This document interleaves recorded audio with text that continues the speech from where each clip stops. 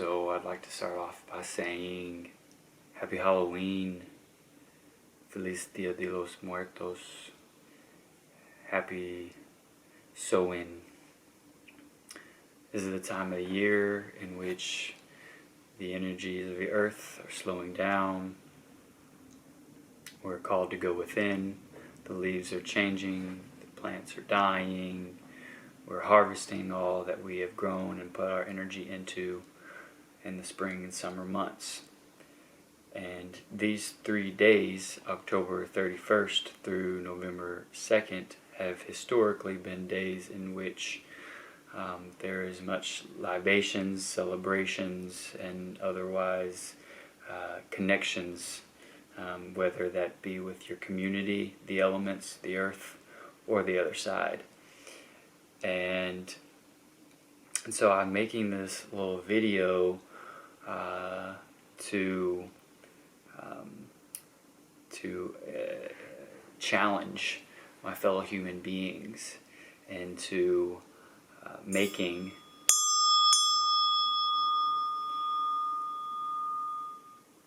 an altar, making an altar for Day of the Dead, for the pagan Samhain. It's the time of year then we have the opportunity to say thank you to those that have came before us.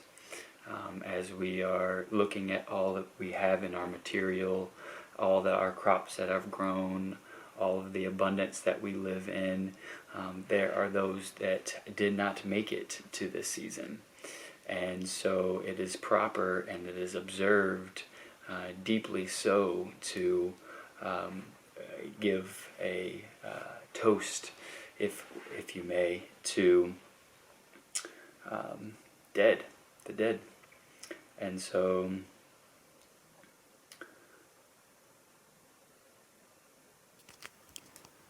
altars have been utilized for thousands of years to act as a table that holds intentionally set objects to evoke holy deities such as Jesus, Venus, Quetzalcoatl, Hecate, or elementals, so that their spirit may be filled in the space to influence the material plane in alignment to the will of those who are doing the calling.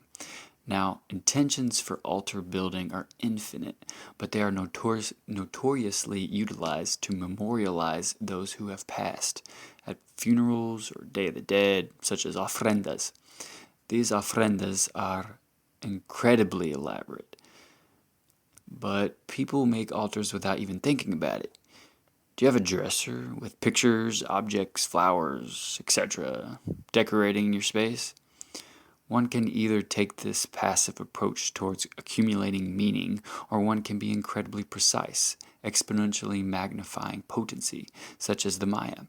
They would orient their altars and their homes in front of their buildings, etc., to the four directions, as well as honoring the four elements by placing on them tokens from nature like shells, tobacco, cacao, maize, feathers, even blood.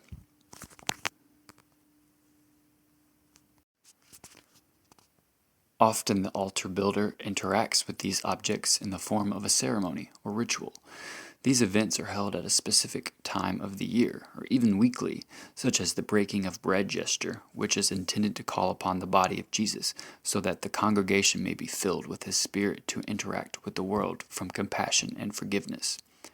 Rituals are incredibly formulaic. Depending on what the ceremony is meant to honor, objects that represent different aspects of our human experience are included.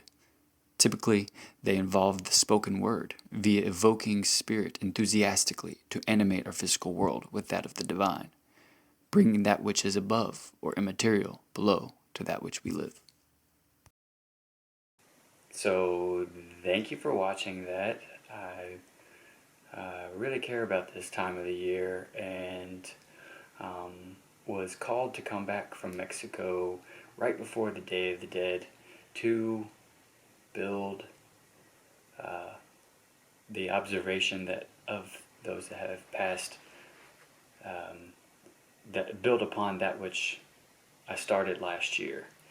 And it was a sacrifice in not being in Mexico during Day of the Dead, and I would be remiss not to appreciate all that I have experienced and learned from my time there about connecting and honoring the earth and my ancestors and our ancestors. And so I bet if you're reading this, or if you're listening to this, you have ancestors. Congratulations. And I bet you have a story about them. Somebody. I bet you have a picture, an object, perhaps, that they used for their life, that represented their life. It's really easy to build an altar.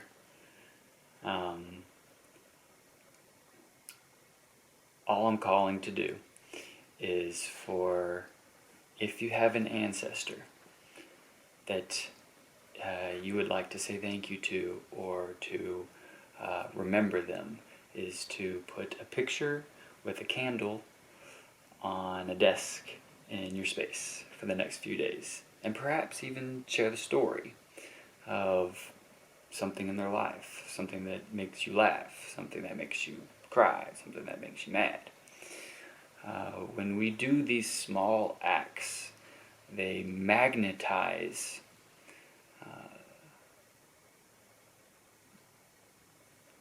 our loved ones. They allow them to traverse the planes that are not material and find their ways back to where they came from, where they belong, where they're wanted, where they're remembered, where they're loved. And it's alright if you don't know what you believe about death.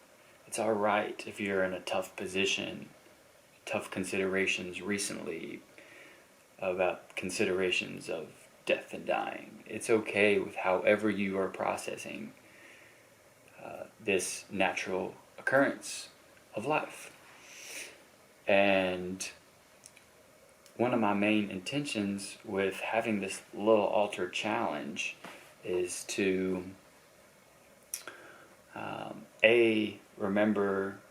to pay observance to how we got where we are with our celebrations of Western Halloween, and B, bringing attention and calling our collective ancestors to be welcome, be wanted, be loved, and for now in these 3 days, but in general. And third is to open up the dialogue that the West struggles with about conversations of death, and consider our natural mortality as a exercise, because the Mexique and the Mayas and a lot of other indigenous people have the concept of dying a good death, and that involves being prepared and not acting like it's something to be avoided at all costs. And so I welcome the season. I welcome you to share your stories of your loved ones in any way that you feel is right for you. And so if you would like to send me a picture of the altar, or tell me you did it, I'll put you in a drawing for a couple little goodies that I picked up that celebrate death while I was in Mexico. And you can put in those little prizes, you can put them on your altar, you can do whatever you want with them.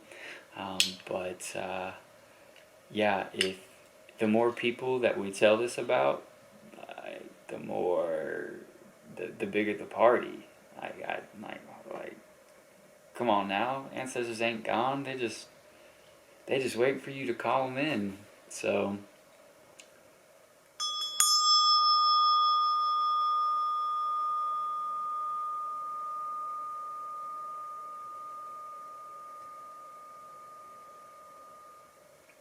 May you call them in with your living.